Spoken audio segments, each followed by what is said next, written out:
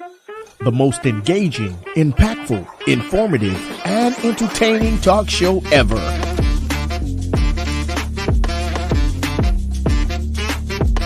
Get ready to hear the voices of many local, state, and national artists, musicians, comedians, pastors, athletes, and politicians. It's time for South Florida Live with Jeffrey Brown.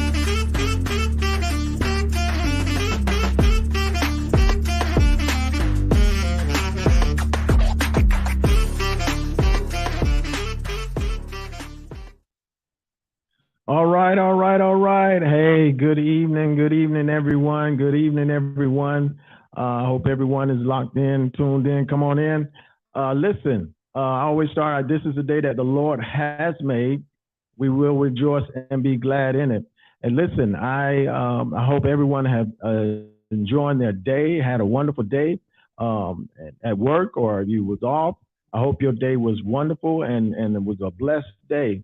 Listen, let's come on, and we're gonna get this started because one, I guess, he has to get out of here.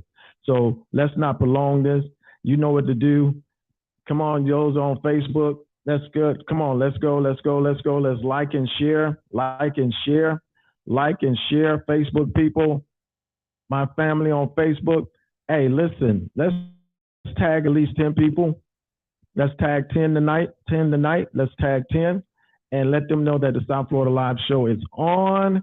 It's part 2, a evening with the brothers. We're going to be discussing again about black men that's struggling in silence, going through their time of mental health, depression, and anxiety, and all that. So Facebook family, go ahead and like and share, and make sure you tag with someone. Those that are on YouTube, go ahead, guys. Go ahead and like and share. Those that are coming on for the first time, if you have not subscribed, please subscribe and make sure that you hit all of the notifications That way you be informed of when we are going live. Let's do that for me, please. Let's do that for me. Come on, let's do that for me right quick. Let's get it on. Go ahead, guys, and do that for me, please, because this is going to be a powerful evening once again. I'm so excited to have my brothers with me again this evening. So go ahead, Facebook family. Go ahead and you guys like and share and tag at least 10. Let's go 10. Maybe text someone and say, hey, you forgot South Florida Live Show is on. Come on, tune on in. And if it's some men, listen, this is the thing. If you know some men, go ahead and tag those men. Go ahead and text them and let them know they need to get in on this conversation on this evening, because you never know what they're going through.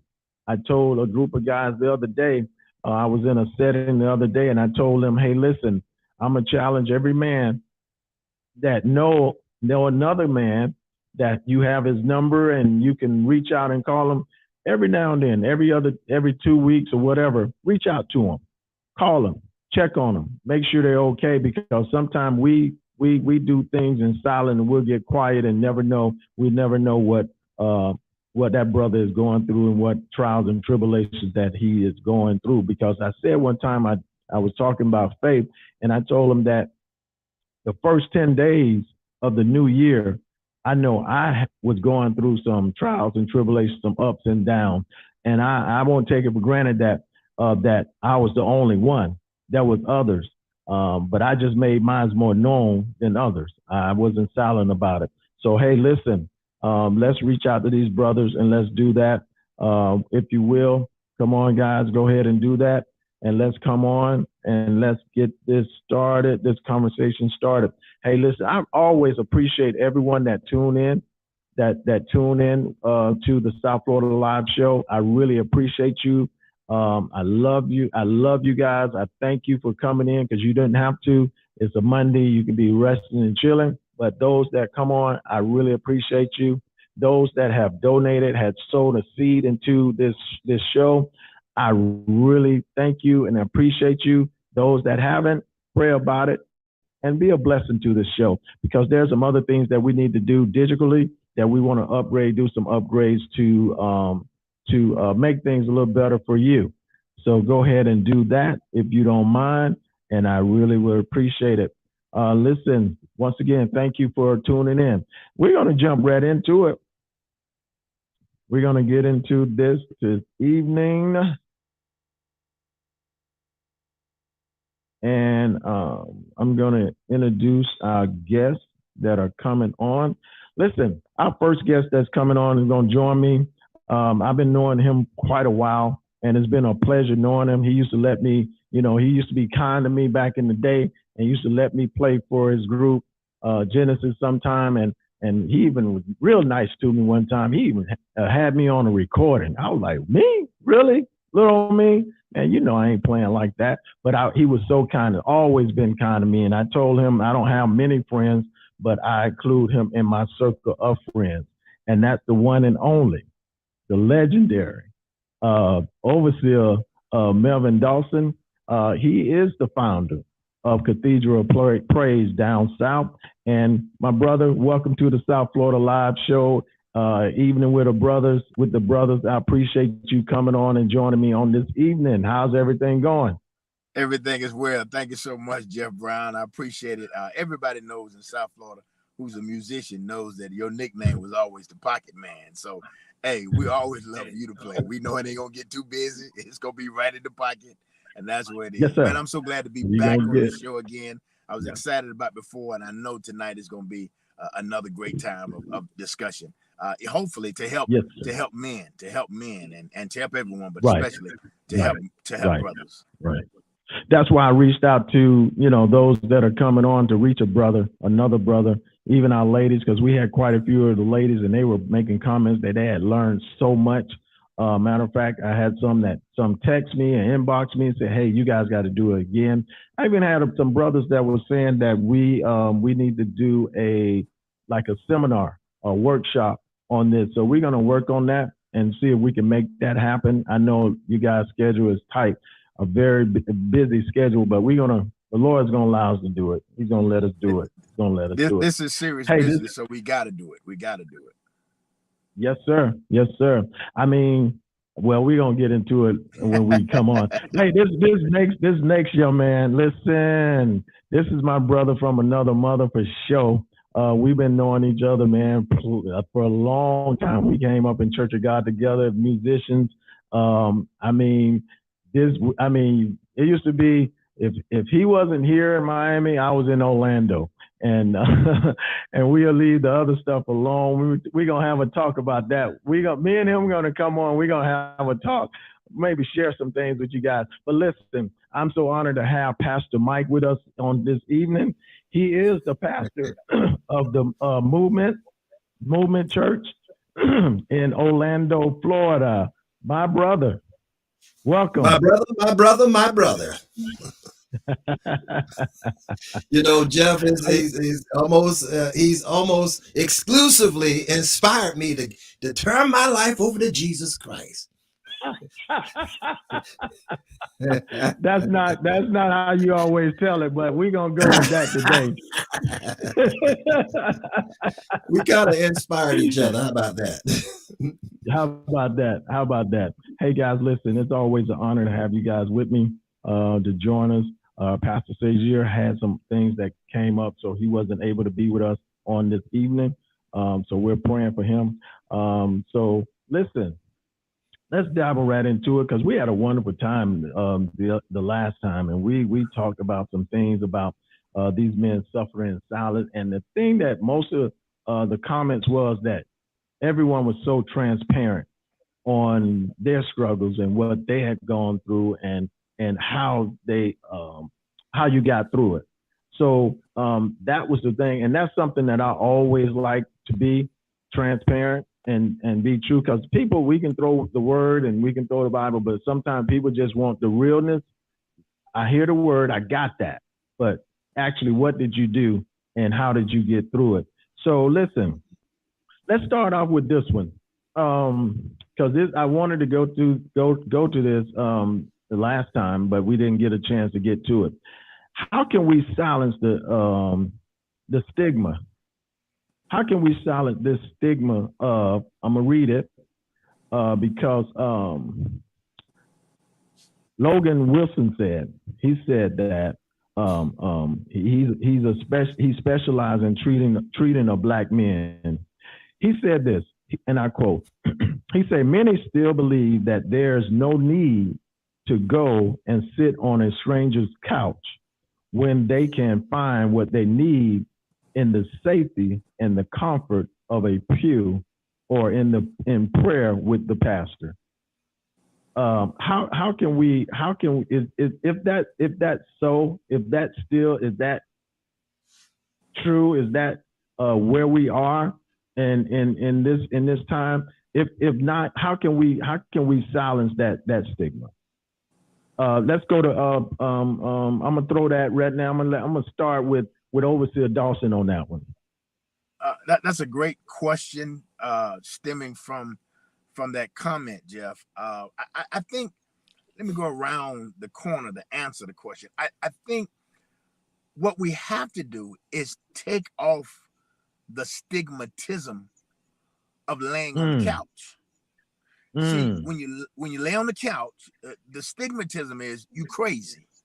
The stigmatism is you're off. The stigmatism is you're not well. So what? So what man? What black man? What man wants to be labeled you crazy? You're off.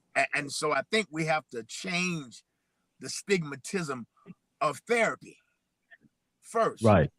And never deny the fact what God cannot do and what God cannot do through his men and women servants to have counseling sessions with their members. But what we've got to do is to take the stigmatism off of needing to talk. That's the problem. The problem with needing to talk comes with so many words and so many ideas and so many things that we all are trying to avoid being called or being labeled. I think that's the main problem. Wow. That's one of the problems. Right. Because I believe a lot of men don't want to let it be known that they're seeking professional help. Like, like you said, it's something special with them, or they're off, not knowing that. I mean, the word of God is great, but I feel like God has placed these therapists and these people in place to help us. So why not go through it? And I think we said it last time that a lot of time the men just, had that past history of saying that, you do, suck it up. It's all good. Work this thing out. You don't need to go see nobody. So that stigma, how do we silence that? Pastor Mike, can you help us with that question? I agree so wholeheartedly with Pastor Melvin on that, taking the stigma away from the idea that one needs help. But what I think has reinforced this almost psychosis in the mindset of our particularly black men is I lay a lot of it at the feet of religion, because I remind you that Jesus says in John 10:10 that the thief cometh but for to steal, kill, and destroy. But I have come that you might have life, and that more abundantly. Now here's the issue. We've, instead of the Bible says I've come that you might have life, but instead of life, we've settled for having church, and we've supplemented the ability to do life with the ability to have church, as though it is a single pill that will cure every ill that happens to man. All we got to do is get in front of the anointing, get under the power, as you said. You've heard it said, get under the spout where the glory comes out. And I labored under that ideology for a long time, only to realize something, that Jesus himself had a physician. Even though he was the great physician, he carried a physician with him, that one of his disciples was a physician. And so it doesn't mean that it negates the need for a physician or the need for therapy. But again, we've been so heavily minded till we've ignored, by and large, the things that are on the earth. And so that's, I think, particularly, that's where you really,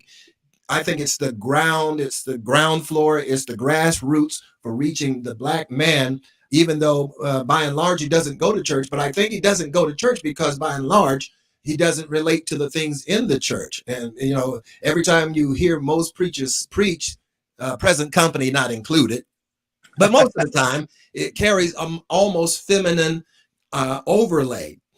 Touch your neighbor and come on, shake your weave and tell your neighbor this, something that's always related to the feminine. And so that, in large, I think has to be addressed at some point, where we begin to make the male man feel included, and thereby we can deal realistically with the issues of man. I agree with that. Yes, I'm sir. going, Yes. yeah, and I'm gonna go this route. Whereas I think all three of us that's on here, we came up through in Pentecostal, and we I think all of us had that strong Pentecostal background where you can't do this, can't do this. I'm gonna say this: we had examples, but we weren't taught examples. Mm-hmm. Well, when I would say that, go ahead. Go ahead.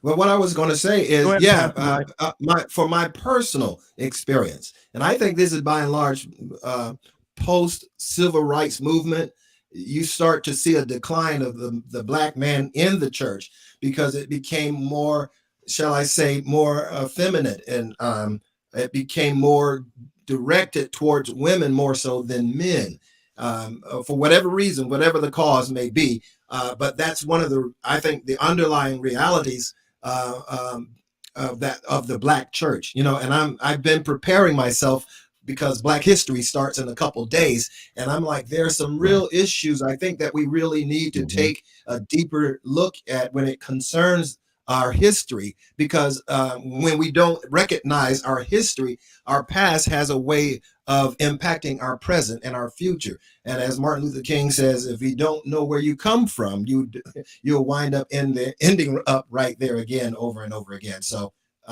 there's a lot of nuance to this question, but that's oh no, I know that's why I'm gonna hit you guys with it, because once again, here we are, both of you are pastors, and I know for sure Overseer Dawson have sat under one of the greatest pastors on this side of heaven, and Mike, as growing up, you set up under one of the greatest pastors that he's gone to be with the Lord, but was a great man, a great pastor.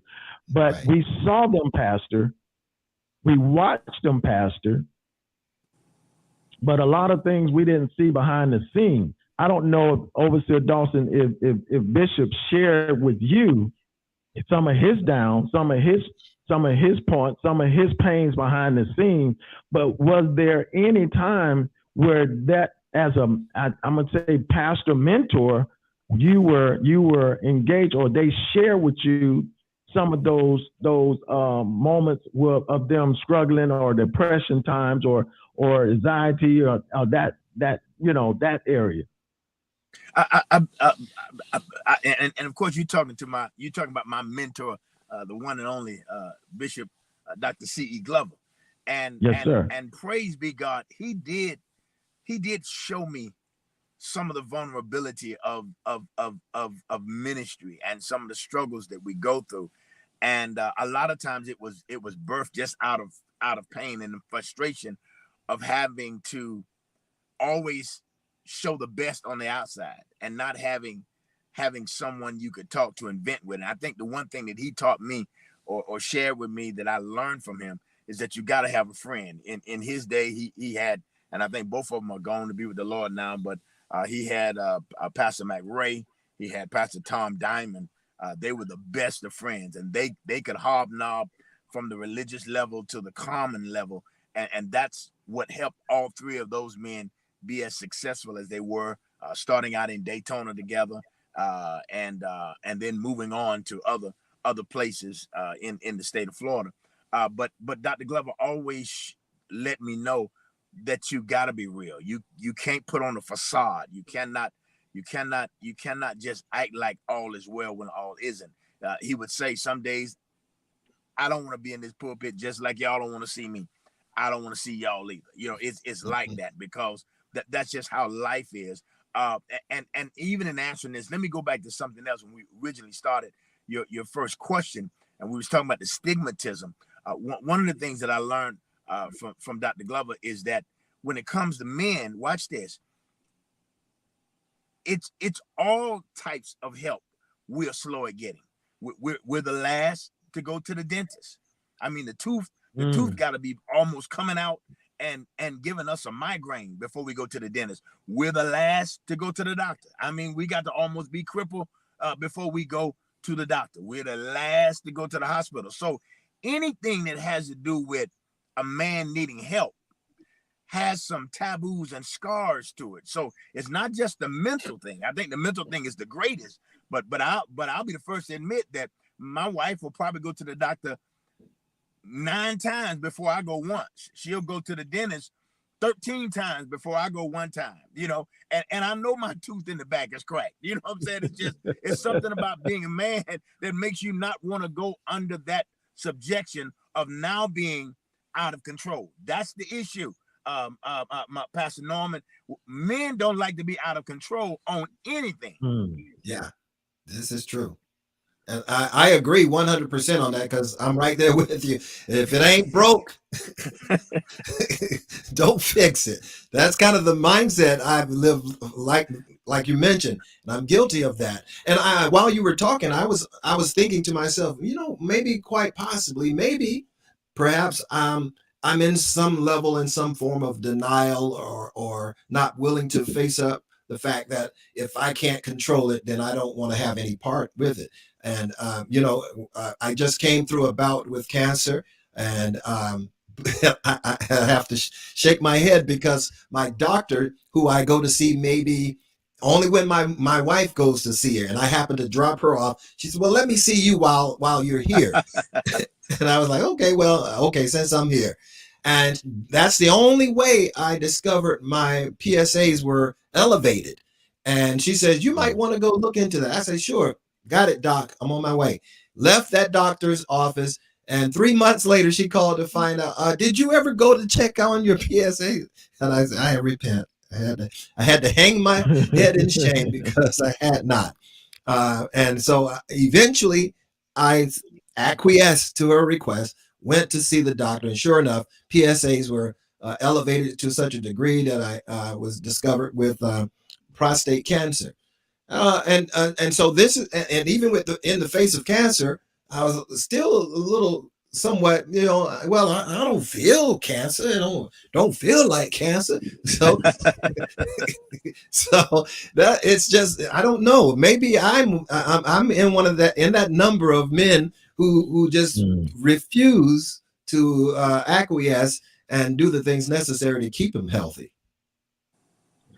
Yeah, and that's a possibility, because that what you just said, Mike, that's sometimes some of the things that push men into that quiet point, that not talking, and they get silent because you quite know something just ain't right, but you don't want to face it. You don't want to admit it, so you just go silent.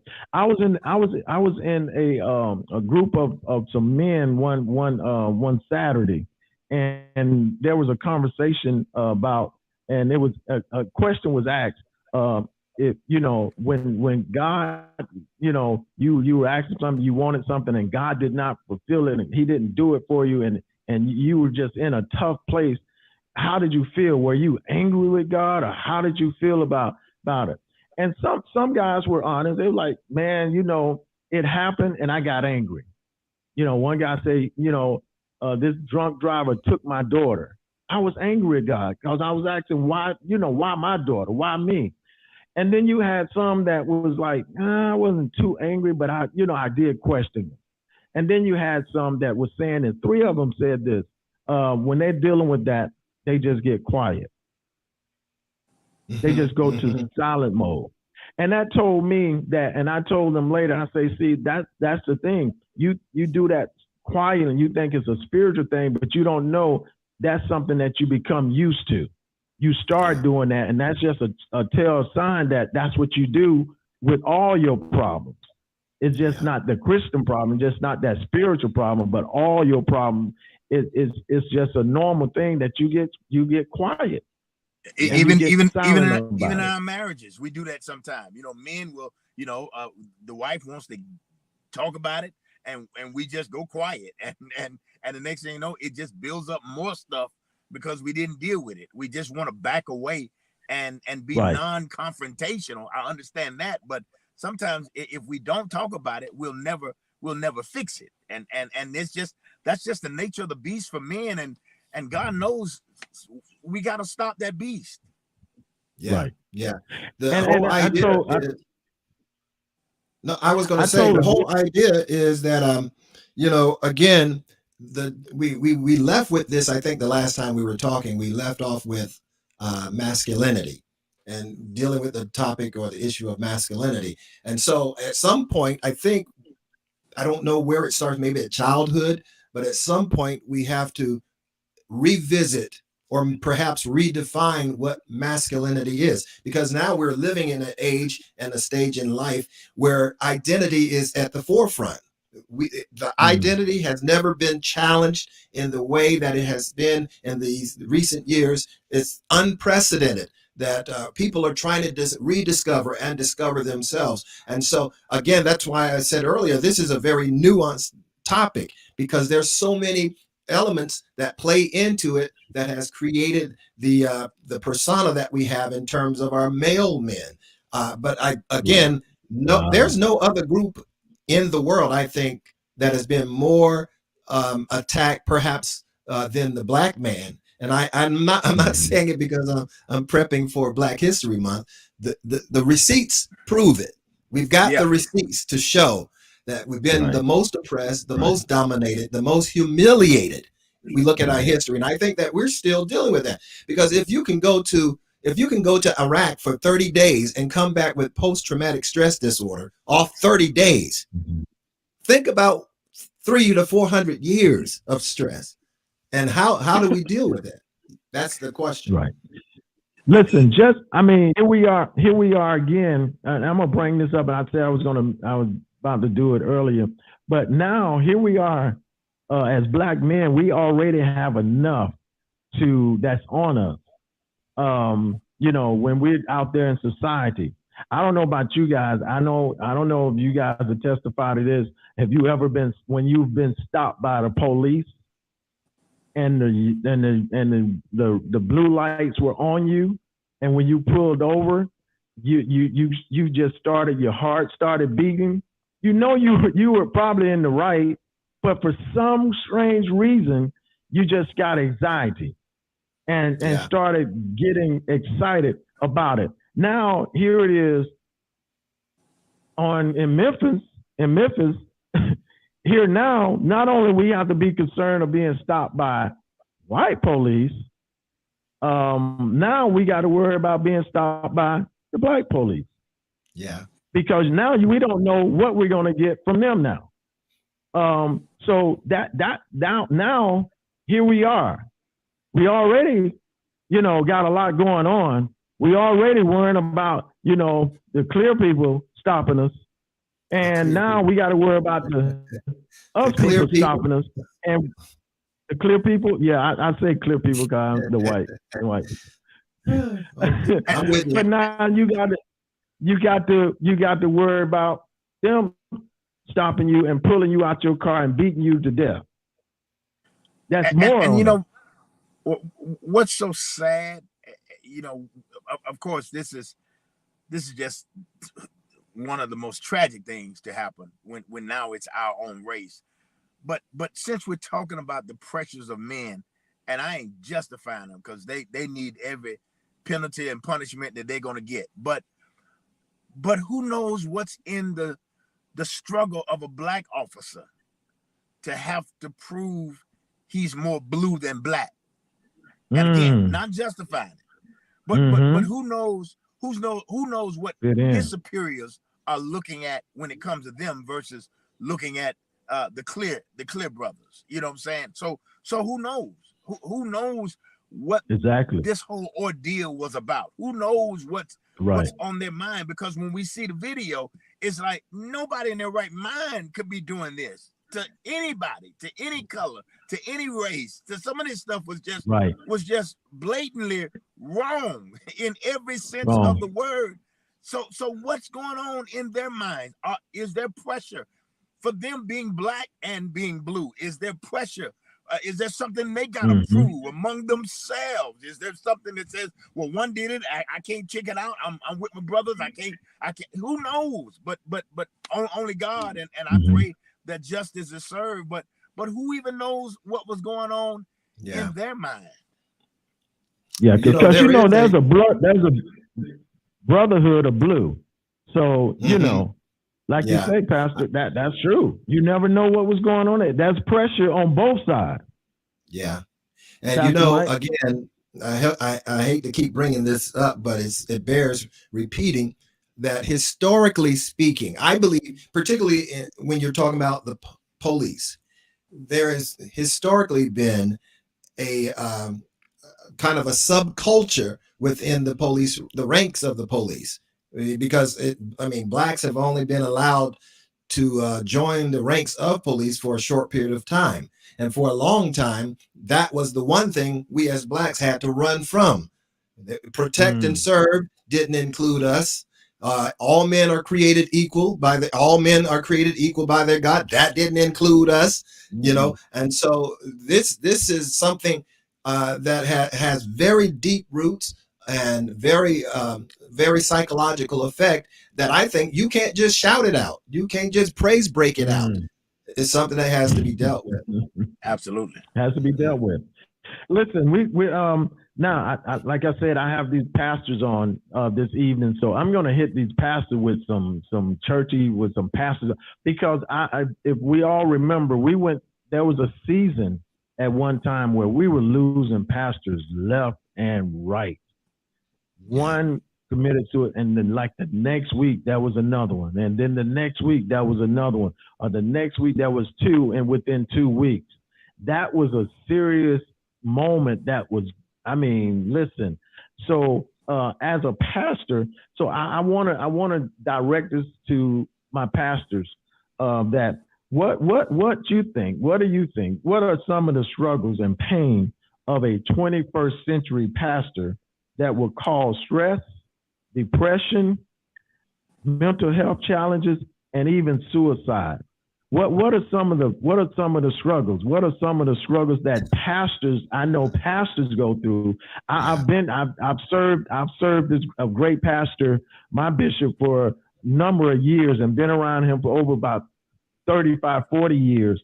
And I've seen some things, but I'm asking these pastors that's on, what are some of those struggles and pain that may push some of our pastors to this depression stage, and to stress, and to mental health, and eventually to suicide? I'll jump first. Let me say, I think he was one of my greatest struggles, and I'm saying this, and I know we're on the air, and probably the only people know this is my church. And so I'm about to say something that may open a whole can of worms across the airways of those who are listening. But I retired from full-time pastor. Now August will be 10 years. I got burnt out when 2 of my greatest members died. And both died in what I felt was not so much my fault, but I was a part of it. Everybody knew that my executive administrator, Elder Georgette Smith, passed away with a heart attack. But I had spoken to her on that night before she died, and it plagued me that I couldn't hear in her voice that she was sick. That I missed it. I missed a moment to pray. I missed a moment to talk to my God about it. My brother-in-law, who was my chairman deacon, my wife's brother, he left one of my shows that I did. He was following me and committed to me in Genesis and anything I did. And I did a play, and he was on the play. And from leaving the play, he went to the hospital and never came out of the hospital. Died there a couple weeks after.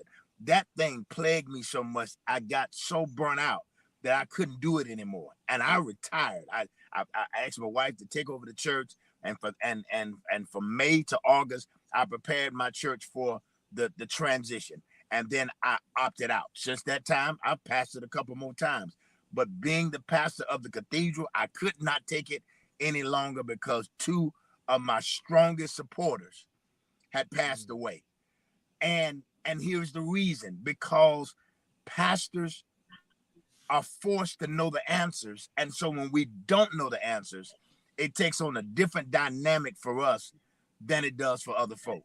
People come to us for the answers. They don't want to hear, Right. I don't know. They don't want to hear, Right. I have no answers. They come to us, and then we build ourselves up thinking we got all the answers. And the moment we recognize that we don't know nothing about this, we have no answers for this, Yeah. it bothers us. I know pastors that were going through when COVID hit, and they were losing members left and right, and they had to do funeral after funeral after funeral after funeral, and people didn't understand. Here is the man or the woman of God that has to stand in the presence of everybody in the congregation, telling them God knows what he's doing, and all that kind of stuff. And deep down in your side, you don't know what the hell is going on, and it's bothering you. So that's one of the reasons why this job of pastoring is not an easy pickle, y'all.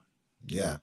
I would double down on that as well, because, the role of a pastor is paradoxical, because on one hand, you want to love God's people and you're there to shepherd them and to care for them. But at the same time, they're the very ones that is draining the life out of you. You're trying to give them life, but they're taking life. And it's paradoxical in that way. And I remember, Pastor Melvin, as I was pastoring, one of the most stressful times is in the time when one of your parishioners passes away. They transition out. And I had to be there at the bedside when he took his last breath. And I'm telling you, I was never a drinker. But that day I called my wife. Where's ABC? Where is it? It's always around when you're not trying to go there. But there was so much weight. And what I've learned out of that is, to a certain degree, we have to be careful as pastors that we don't commit adultery. And what I mean by that is that not that we're marrying people in the city or other women in the city, but that we're married to God's bride. And so at some point we leave the realm of pastoring to adultery because we put so much energy into the bride of Christ till we neglect our own bride. And then that causes a whole set of dynamics in your family and in your life that creates even more stress. So on one hand, you're trying to take care of God's wife and your wife all at the same time. And scripture's already told you, man, you got to dwell with your wife according to knowledge. And if you don't know what's going on with her, you're not going to be able to stay with her. That's on both sides. And that leads me to this, because you guys sometimes pastor so well, they make pastoring look so easy, but a lot of times the members don't understand some of the behind the scenes and some of the pains and some of the nights that you're up crying and you're wondering and you got so much on you. And this is the thing that I so happen that I try to get people to understand about pastors, being that I'm not a pastor, but once again, I've been around a pastor. So I see some of the things. Now, you guys go through some stuff, like you say, about the members. You're present, but you're so engaged with your members until sometimes they can drain you and push you into that area of depression. And like you say, Pastor Overseer Dawson, you said one of your good members Yeah, Doc. Not one of them. You probably pray, Lord, why not that one? Exactly. But one of your good members. I got a couple I can lend you, Lord, if you need to kill somebody. and this is the thing that sometimes parishioners and members don't see, and that the emotions that pastors go through. 1 minute you're up, 1 minute you're down. For example, Pastor Overseer Dawson, you had that member who passed away, and I'm sure you had to preach that eulogy. And you probably, I'm just using this. What if pastors, you had two members that day, and you done preached one at 11, and now you done preached another one of your good members at 2 o'clock. Yeah. Now, not only that, now you have to go. You've already been assigned to do a wedding. 2 of your great members going to be with the Lord. You're grieving, but now you got to get your spirits lifted up to have joy to go marry a couple. And then after that marriage, after you done did the ceremony, now you got to come home and prepare a sermon for Sunday to touch and bless somebody's life. Yeah. In the midst of your grieving, now you had to go up, and now you got to bring it back down. That's some of the things that people don't understand and don't see. And then when you have to deal with folks after all of that, how do y'all continue to serve and preach and serve even through your pains and your downs and those moments? How do you do it? What do you do? I know Overseer Dawson is a golf pro, but sometimes you can't find it out there on that golf course. What are some of the things that you guys do to keep you going through all that pain? You know what? This gonna sound real crazy, but and I know Mike can attest to this. Man, sometimes I have to preach my way out of my depression. Sometimes I have to preach my way out of my frustration. Sometimes I have to preach my way. And even though my depression and my frustrations have been caused by doing church work, it is sometimes church work that can pull me out. When and many of you know that I had a real bout with COVID. I caught COVID, quote unquote, when they didn't know what was going on with it. I caught it in the very first stages when it hit America, if you will. And I was in the hospital for a month, and I had given up. I was calling my family members, telling them it's I'm done. I can't do it. You know, I don't know what day it is. I've been in there so long, and the doctors are peeping through the window, through the glass in my room. They're not even coming in the room. So if the doctor is not coming in the room, what you think is going on?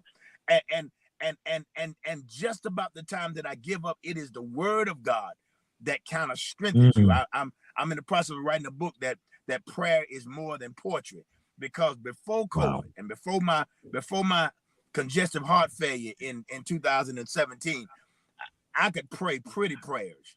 I could pray poetic prayers. I could pray the God who is the father of Abraham, Isaac, and Jacob, the one who rules and super rules over the entire world, the one that's got more medicine in the hem of his garment than all the pharmaceutical laboratories of the world. But bruh, when you're on your deathbed and you see no way out, ain't no poetry. It's Peter's Lord save me. Just 3 words. That's all you got. Lord save me. Facts. To be cute. Facts. That's it. Woo, Pastor Mike. Yeah. So I'm asking him, preach, Pastor Melvin.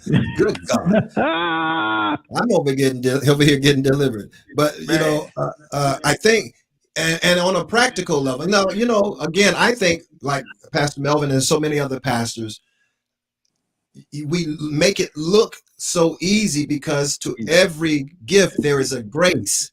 That grace is not just unmerited favor. That grace is an empowerment. So the grace that's on the gift makes it look easy.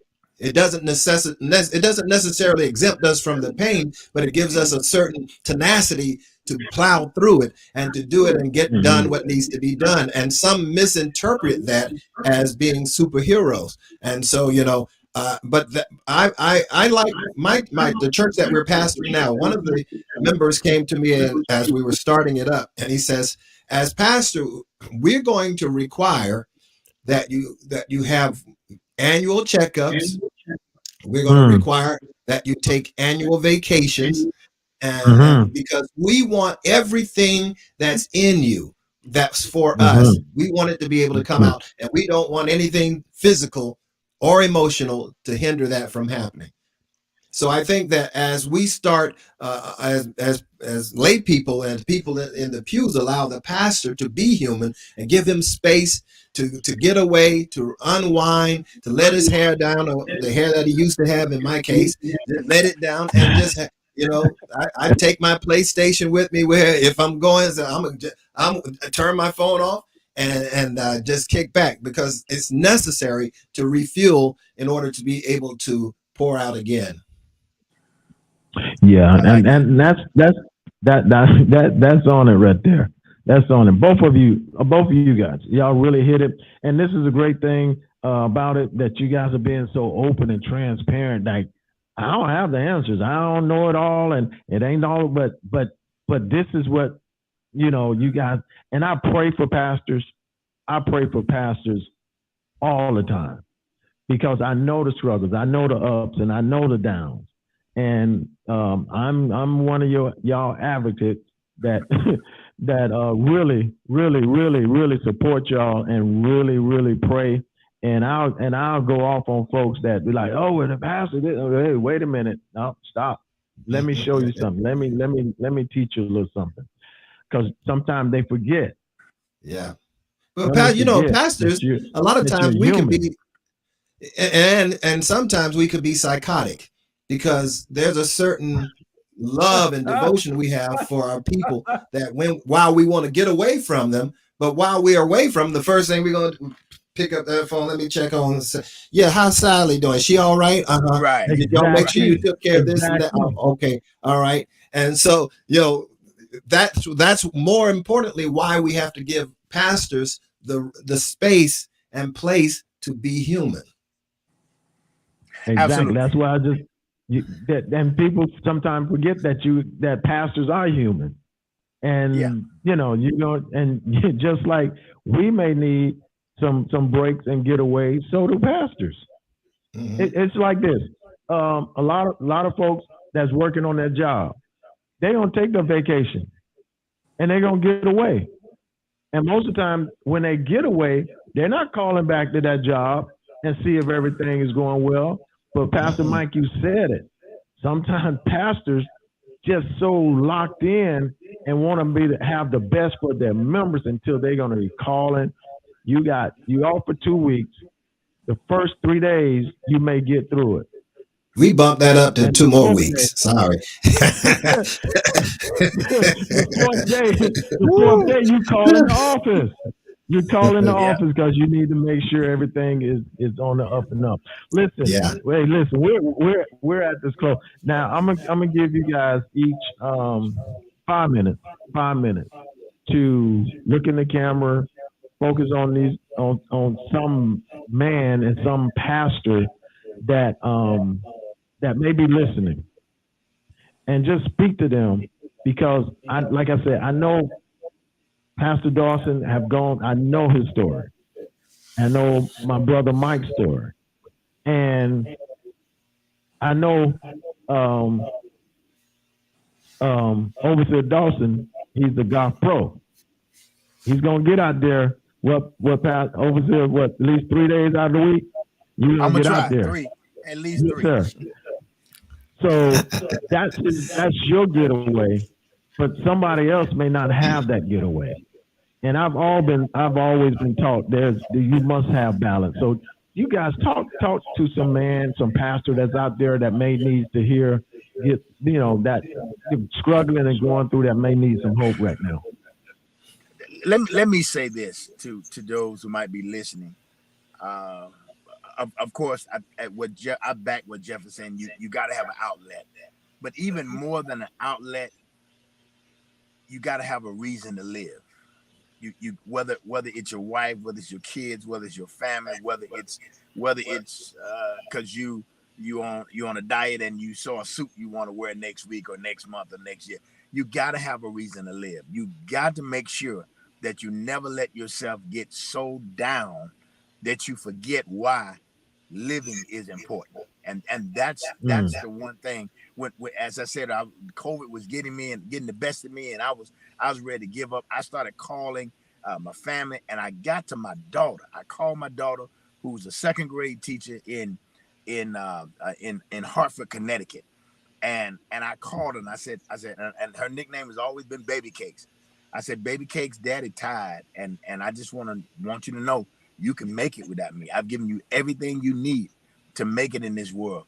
And she literally started screaming on the phone to her mom and stepdad, got on the phone, and literally while I was sick, told me off. said, yeah, Negro, don't you ever do this to your daughter. And it dawned on me that if I leave here, how much pain my family's gonna be in. And it was at that moment that I said, oh shucks, I got a reason to live. You know what I'm saying? I got a reason to do this thing. I got a reason to get up off of this bed. And from that day on, I tried to answer all of the doctor's questions. I started trying to tell the doctor everything I needed. I gotta live, man. I got a family. And I was in Nashville, Tennessee, y'all. Nashville. Mm-hmm. My family's in Miami. I was working in Nashville, Tennessee as director of spiritual development. So I had no family members except for my brother, who's a truck driver, and his route would take him through Nashville every other week. And he came and got me, called the paramedics, got me out of my house and got me to the hospital in the nick of time. But in my season of wanting to give up, God showed me I had a real reason to live. And I think that's what anybody, whether man, female, but especially our brothers, find a reason to live. Find a reason to get up in the morning. Find a reason to answer the call of getting up and starting a new day. Every day is a new day. Every day is a chance to make it. That's what I got to say. I know Mike got something more profound than that, but I'm telling you, just find a reason to live. That's it. Yeah. Right? Because guess what? And I'm through with this. When you let's think about suicide. When you think about suicide, you're gone. Now, when somebody gets murdered, we can get angry at the murderer. But when somebody commits suicide who we love, we're both angry and saddened because we don't know what we could have done to prevent what happened. And so we're left with all of these emotions. And so I'm telling you, you got to have a reason to live because there's so much more to life than what your current trouble is. Yeah. Wow. That was good. Thank you, Pastor Dawson. You know, this is why it's so easy to be on this show because all I got to do is double down on what Pastor Melvin said. Don't say that. You know, just double down on it. But what the last thing I think I would add are a couple of things, very short things. One of which is, you know, when God called Abraham, he said, I will make your name great, not necessarily his title. And so if we learn not to be the title and just be the man, the title will take care of itself. But we have to come to cognitively to that place where we feed the man. See, God can't get to the gift until it goes through the man. Okay. So the man must be first. And if we allow that to happen, then it will impact everything that we do. If we live from the man or from the man out, and then the title will take care of itself. I think you'll have better pastors, you'll have better apostles, you'll have better prophets if we're cognitively and spiritually healthy to the place where we're not trying to supplement some deficiency in our lives by doing something for the cause of Christ. And I think that would be my head. Wow. Hey, listen, guys. Wow, that was powerful. That was powerful. Listen, guys, you're locked into to the South Florida Live Show. I was going back to the radios, the Let's Talk Church radio talk show, the South Florida Live, South Florida Live Show with these outstanding, amazing, powerful, gifted, anointed pastors, Overseer Melvin Dawson and Pastor Michael Norman. Listen, guys, like always, I appreciate everything. I appreciate you guys taking out your time to be with me on this evening, and just having the conversation. My thing is, I'm an encourager. I just like to encourage folks. And I told the group last night that when the Lord places something in my spirit, places something in my heart, and gives me something, I don't hoard it. I don't keep it. I want to share, because I believe that there's some other person that's dealing with the same thing that I'm dealing with.